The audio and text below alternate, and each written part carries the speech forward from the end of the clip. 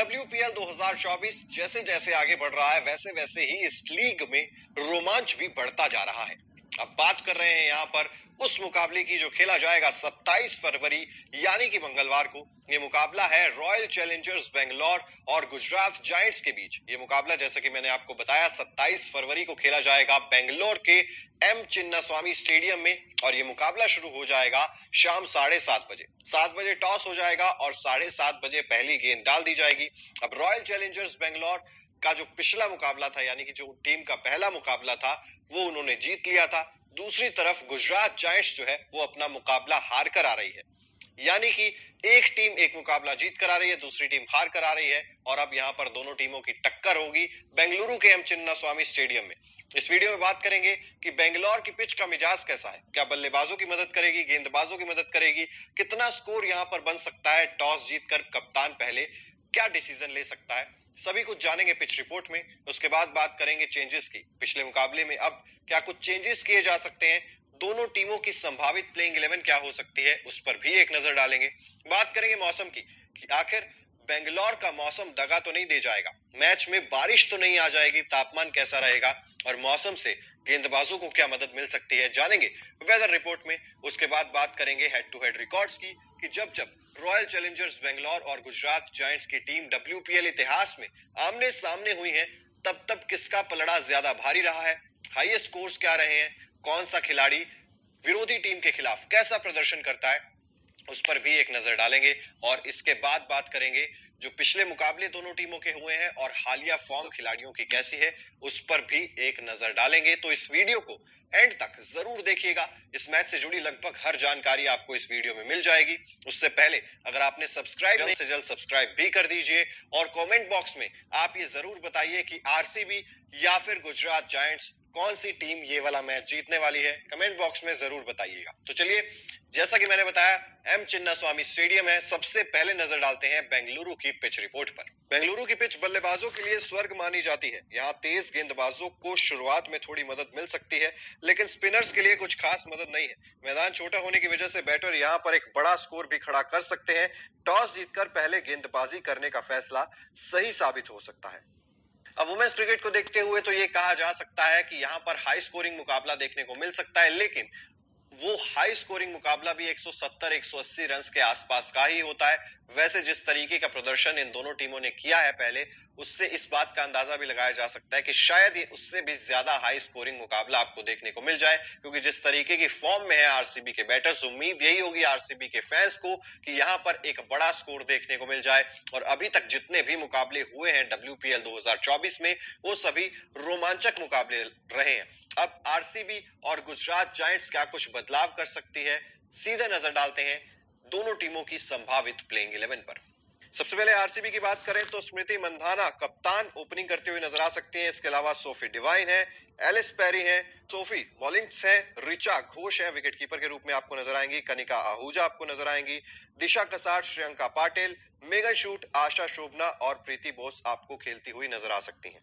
बात अगर गुजरात जायंट्स की संभावित प्लेइंग 11 की करें तो बेच मुनी कप्तान है, इसके अलावा हरलीन द्योल है, फीबी लिचफील्ड है, लॉरा वर्ल्डवाइट है, वेद कृष्णमूर्ति है, त्रिशा पूजिता है, एशले गार्डनर इस टीम की एक बहुत इंपॉर्टेंट प्लेयर है, स्नेह राणा आपको खेलती हुई नजर आ सकती हैं, काशवी गौतम, तनुजा कंवर और मेघना सिंह आपको खेलती हुई नजर आ सकती हैं। ये है दोनों टीमों की संभावित प्लेइंग 11।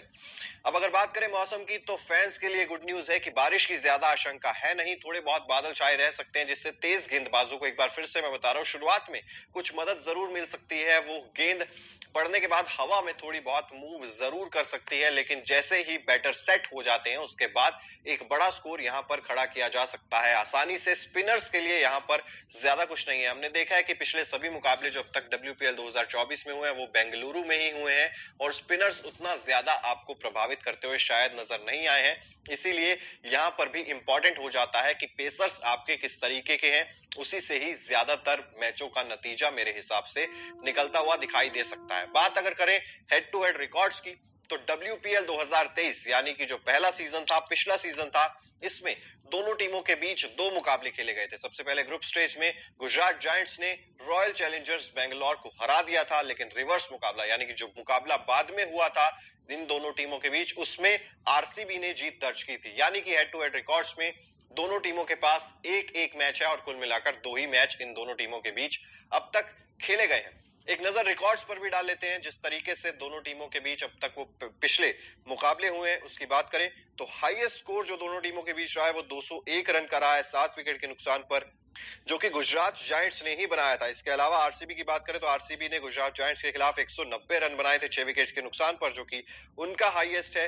लोएस्ट स्कोर की बात करें तो गुजरात जायंट्स ने 188 रन बनाए थे, लोएस्ट स्कोर है। और आरसीबी का गुजरात जायंट्स के खिलाफ जो लोएस्ट स्कोर है वो 189 रन का है 2 विकेट के नुकसान पर। हरलीन देओल जो गुजरात जायंट्स की तरफ से खेलती हैं, काफी बेहतर प्रदर्शन आरसीबी के खिलाफ करती हुई नजर आई है। एक 67 रन की पारी आई थी 45 गेंदों में।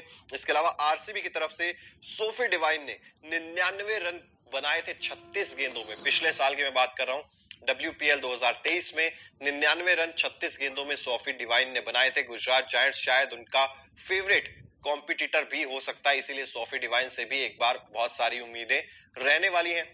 अगर बात करें पिछले मुकाबलों की तो आरसीबी ने एक थ्रिलर मैच जीता था यूपी वॉरियर्स के खिलाफ। सिर्फ 2 रनों से आरसीबी की टीम ने जीत दर्ज की थी, जिसमें ऋचा घोष ने एक बहुत ही शानदार पारी खेली थी, अर्धशतकीय पारी खेली थी। इसके अलावा मेघना ने भी अर्धशतकीय पारी खेली थी। वो स्कोर ज्यादा बड़ा नहीं बना पाए थे, लेकिन बाकी का काम गेंदबाजों ने कर दिया था, खास तौर पर आशा शोभना। ये ऐसी खिलाड़ी है जिसने WPL इतिहास में पहली बार 5 विकेट हॉल लेकर कीर्तिमान रच दिया था। आशा शोभना कमाल की फॉर्म में चल रही हैं, 5 विकेट लिए थे उन्होंने यूपी वॉरियर्स के खिलाफ। और एक बार फिर से ध्यान रखनी चाहिए ये चीज कि वो कितनी इंपॉर्टेंट प्लेयर साबित हो सकती हैं इस मुकाबले में भी। इसके अलावा अगर बात करें यहाँ पर गुजरात जायंट्स की, मुंबई इंडियंस के खिलाफ उनका पिछला मुकाबला था, 5 विकेट से वो ये मुकाबला हार गए थे। मुंबई इंडियंस ने अब तक 2 मैच खेले हैं, एक दिल्ली के खिलाफ और एक गुजरात के खिलाफ, और दोनों मुकाबलों में ही मुंबई इंडियंस जीती थी। यानी कि गुजरात जायंट्स अब अपनी पहली जीत तलाश करने के लिए उतरेगी। लेकिन सामने है बेंगलोर जो उनका होम ग्राउंड है। अब बेंगलोर उनका होम ग्राउंड है तो बेंगलोर को वहां पर हराना काफी चुनौतीपूर्ण भी हो सकता है। तेज गेंदबाजों पर ज्यादातर दारोमदार रहने वाला है। दोनों टीमों के पास ही अच्छे तेज गेंदबाज हैं, स्किल सेट दोनों ही टीमों के पास अच्छा खासा है। लेकिन बल्लेबाजी में कहीं ना कहीं आप शायद ये कह सकते हैं कि गुजरात जायंट्स थोड़ी सी मात खाती हुई नजर आ सकती है। इसीलिए अगर प्रेडिक्शन की बात करें तो मेरे हिसाब से रॉयल चैलेंजर्स बेंगलोर इस मुकाबले को जीत सकती है, और लगातार 2 जीत, क्योंकि पिछला सीजन इतना अच्छा गया नहीं था रॉयल चैलेंजर्स बेंगलोर के लिए भी। वो शुरुआत में लगातार हार मिल रही थी।